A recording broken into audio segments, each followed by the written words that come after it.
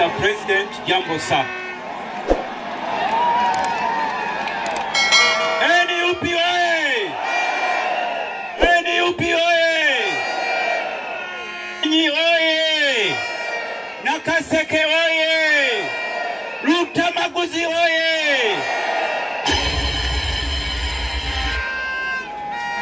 Mr. President,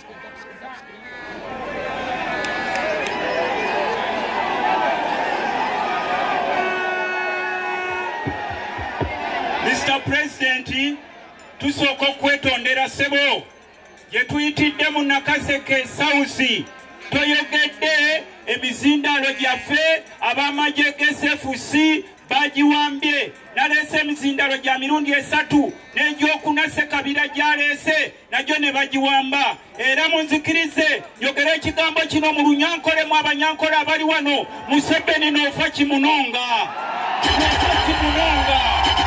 Museveni n'ofa kimunonga nenda kwogera bigambo byange President waffe kubanga nkimanyi oli wano nga bakutya olunaku lwaleero Katonda teyakikoze nga accident olunaku lwaleero ye Independence Day ya Uganda yakefuga emyaka 63 ku myaka 63 Museveni akafugako emyaka 40 mubako w'ekitundu ekimu kukyatwala Museveni mu nsiko mu mwaka gwa 1982 najja mu nsiko zaffe ne Nakaseke najja Semuto nagenda Kapeeka nagenda ebitundu ebyetoolodde kwali kubba kalulu mukimanyi munzikirize enkole nammwe endagaano olwaleero Museveni bw'obba akalulu kaffe tukutandikirawo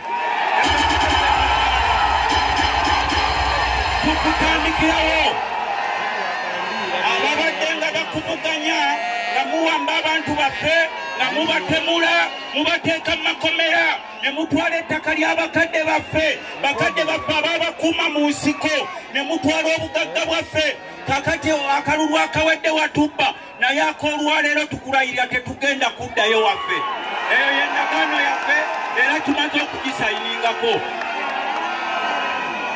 tukimanyi nti tulina bannaffe abamu abalina obutiitiizi bw'otuuka mu bitundu bino n'osanga entuumu z'obuwanga abasajja nga bayimbanga mwoto nawaka Semuto mwoto nawaka Kapeeka mwoto nawaka Kamuli mwoto nawaka Kikamulo naye tetulina kye tuganudde wabula abasajja bano okukomawo ne beddiza ettaka ly'abajjajjaffe kakati tukomyewo okukola namwe endagaano ekyo kafuuwe buli eyafuna ettaka lyaffe ogenda kulivaako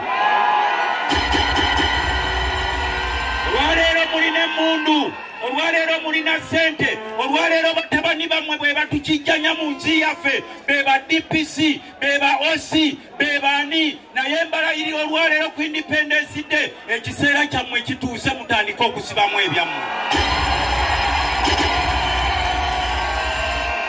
ffenna tukimanyi Museveni bwe yayajja mu nsiko eno teyalinaawo kya bugagga kyonna kambawo ebyafaayo ennyumba ya Museveni gye yasooka okuzimba mu bulamu bwe yagizimba mu 1987 kampuni ya Loko yagimuzimbira naye olunaku lwaleero abasajja bano buli kiri mu ggwanga kyabwe n'akatono ennyo ke tulina obubanja bwaffe nabo bazze babutwale tetugenda kukikkiriza ekyo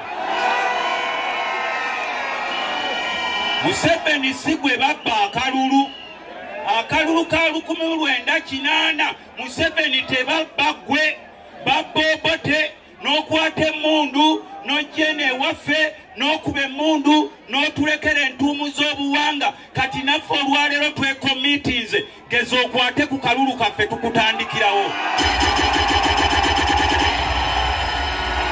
bino bye tubaddeko ebyemabega eby'obusaagosaago abasajja babba obululu ne tugenda ne twekubagiza Museveni yabbye abeSFC balanze bataddewo amakubo tukimanyi mu ggwanga amagye g'eggwanga tegawera na mitwalo 10 bwe tunaayimirira Nakaseke Gomba n'ayimirira Kampala n'ayimirira Masaka n'ayimirira Busoga n'ayimirira buli Munauganda n'ayimirira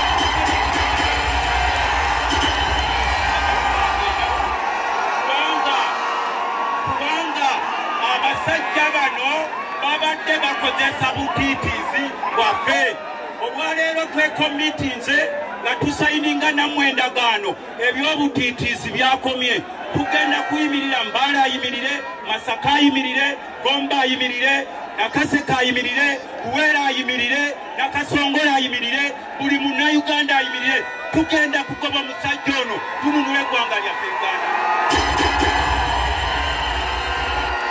Maliriza kuba nkimanyi pulezidenti waffe agenda ffenna abava Luweero abava Nakaseke kankozesa ekigambo ky'Abakatuliki kye bakozesa kuba bwe tugenda e Kampala batugamba mwe mwaleeta obusajja obutumazeeko emirembe, obusajja bwatugoba ku mirimu, obusajja bututte buli kya bugagga, obusajja tebumatira, obusajja bututte ettaka lyaffe, obusajja bututemulira abantu, obusajja buwambye abantu baffe. Munzikirize ku lw'abantu b'e Luweero netonde ng'Omukatuliki nga ŋŋamba agulupa mutusonyiiranga ddala. Kireme kudda ku baana baffe, kireme kudda ku baganda baffe, ky'ab'e Luweero be baleeta abasajja abasaanyaawo ensi yaffe n'ogenda e Mengo nga ne Mengo baagituwambako. Omwana wa Buganda n'ajja okwogera nga naye yeegayirira bwegayiriza ewaabwe. Kubanga gurupu y'abo abasajja ekozesa ssente, ekozesa obumotoka, ekozesa obusuubizi obw'empewo ne bannaffe abaalinga bayimirirawo buli balaba ku busente nga bakaakana nga batandika okwogera nga supu kubanga balabye okwekola ki ekyokulya ku mulundi guno nga mmaliriza Kyagulanyi mwana wammwe Muganda. Basajja mwe Abaganda lwaki muwala n'omwana wammwe? Basajja mwe tubaleetere ebisero bya lumonde, tubakuŋŋaanyize ssente, tubaweeki kubanga ne Kyagulanyi mwe mwali badde mukulembera okumunoonyeza akalulu.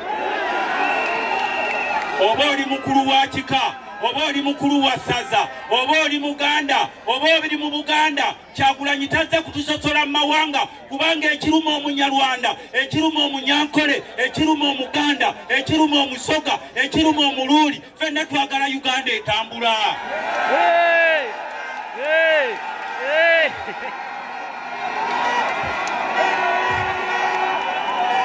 Bazze batwawula ku mawanga nga bagamba mbu Abanyarwanda babi, nga bagamba Abanyankole babi, nga bagamba bano ab'eggwanga gundi babi, naye nze nsuubira pulezidenti tasobola kubasosola kubanga n'omukyala afumba ewuwe, mukyala Munyankole.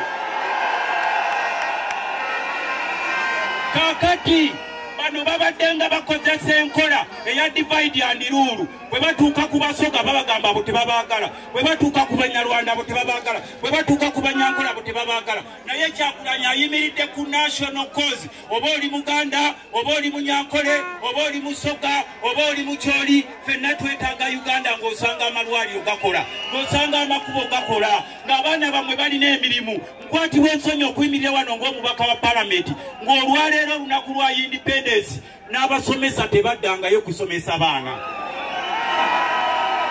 Museveni mbu yakikola nakitegeddeko. Museveni yakikola abaana obutaddayo ku masomero bubasobole okubatwala mu kampeyini ze. Era kampeyini ze temuzze mulaba zonna basomba obwana nga babuteeka wali. N'olwekyo njagala kubasaba nga mba waggulu muwagire pulezidenti waffe Kyagulanyi. Kyagulanyi oye! Kyagulanyi oye! NUP oye! Uganda oye! NUP! Ambrera! Raja!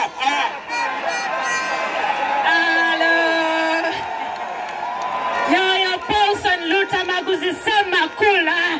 Oyani? Lutamaguzi Semakula Paulson. Kyerabidde okuva Mr. President. Abantu beno bayise byalo nga babagabira amasowaani n'amaseffuliya. Babawaddeko emitwalo 3 gyokka. Mwabadde mulina kufuna bukadde 5 mu babanja ebbalansi.